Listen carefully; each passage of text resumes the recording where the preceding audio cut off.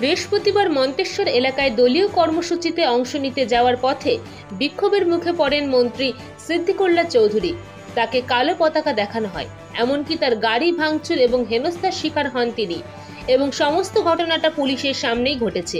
Police ইচ্ছে করলে রোধ করতে পারত, কিন্তু পুলিশ কোনো তৎপরতা দেখায়নি বলেও অভিযোগ করেন মন্ত্রী।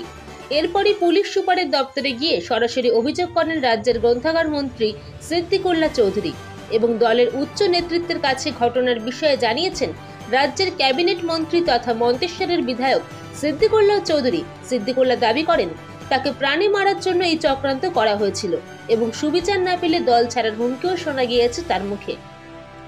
এরপর এদিন শুক্রবার মন্ত্রীকে হেনস্থা এবং মন্ত্রীর গাড়ি ভাঙচুরের ঘটনায় 5 জনকে গ্রেপ্তার করে মন্তেশ্বর থানার পুলিশ। ধৃতরা হলেন কুলট গ্রামের মহিউদ্দিন বরা ও শেখ আজারউদ্দিন, দিগনগরের সাদ্দাম মণ্ডল এবং কুসুম গ্রামের বংশী বয়রা ও সাহেব শেখ। ধৃতদের বিরুদ্ধে নির্দিষ্ট ধারায় মামলা রুজু করে এদিন শনিবার কালনা আদালতে তোলা হয়।